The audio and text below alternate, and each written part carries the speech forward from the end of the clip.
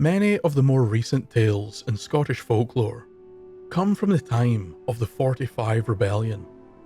This rebellion was one of many Jacobite rebellions during the 17th and the 18th centuries. The Jacobites believed that the crown of England, Scotland, and Ireland should have been handed down through primogeniture, which is the right of the firstborn, legitimate child to inherit the parents' titles and estate. To this end, they followed the so-called pretenders to the throne, those who had been dismissed due to their belief in Roman Catholicism. The Jacobites were not only Scottish, but were joined by Englishmen and many of the Irish clans.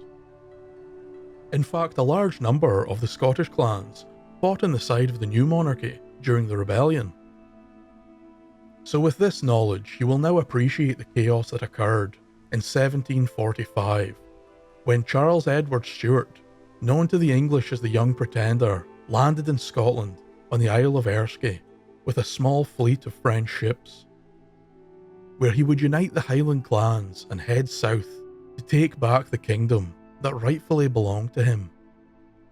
This is the backdrop to the tale I have for you today, because it was said that when Charles Edward Stewart arrived in Scotland, he came with a great amount of gold to aid him in his task.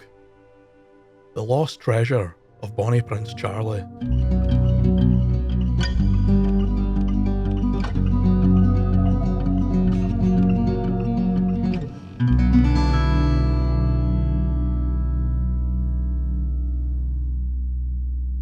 It was no secret in those days that the French monarchy supported the pretenders to the throne and were known to have financed many of the previous Jacobite rebellions, and this one was no different. On one of the French ships, there was said to be great chests of gold. As could be expected, the transportation and storage of such great wealth was not easy. So the gold was divided. Bonnie Prince Charlie would take half with him, along with the main force, and head south to rally more men for the cause and begin the Great Uprising. But the other half was left in the Highlands, in the care of Duncan MacRae, the Wizard of Sutherland. Duncan was said to have been endowed with the powers of second sight, and all throughout the Highlands, he was respected as a wise and powerful sorcerer. It was due to these powers that Bonnie Prince Charlie entrusted him with the safekeeping of the gold. The first thing Duncan did was place the gold in an old hogshead whiskey barrel, so they would not arouse suspicion during transportation. A hogshead barrel was a barrel that held 54 gallons of beer or spirit, and was a standard measurement as far back as the 13th century. Once the gold was packed into the barrels, Duncan and his men took it by cart to a long valley in Sutherland, known to the locals as the Fiaden Moor, or Great Chanter. There they dug a large hole and rolled the casks in.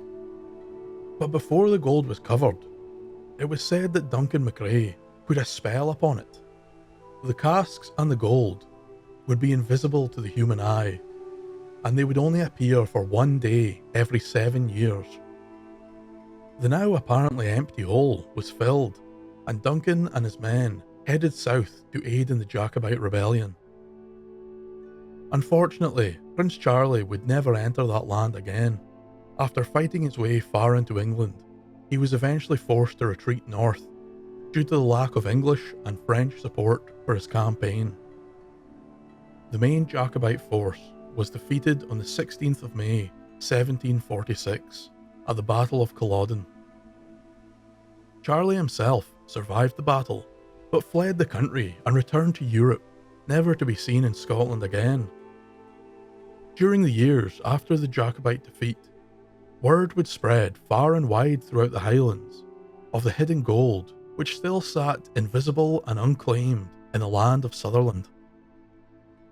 At least that was how the story went, until in 1845, a crofter woman, out tending her herd in the Fiaden Moor, spotted a half-buried barrel projecting out from the ground. The woman was ecstatic, believing she had found the lost gold of the 45. Quickly she began to dig the barrel free using her hands. To her dismay, she found that the barrel was far too heavy to move by herself. The woman placed a tall stick in the ground near the barrel and left upon it her shawl to mark the spot. She then ran with all haste to the village to tell them of what she had found. In great excitement, the villagers dropped tools and followed the woman back to the Fearden Moor. But when they arrived, there was no barrel to be seen, and not just the barrel had disappeared, but the stick and the shawl as well. The villagers were dejected, but they did not give up. They searched the hills and all throughout the valley for 10 days, but with no sight of the barrel or the shawl, they eventually gave up and returned home. It would seem that although Duncan MacRae was long dead by this time, his powerful magic was still strong. So to this very day, the hoard of treasure sent by the King of France to aid Bonnie Prince Charlie's rebellion still lies hidden among the wilds of Sutherland, and will next be visible one day in 2023. Thank you for listening.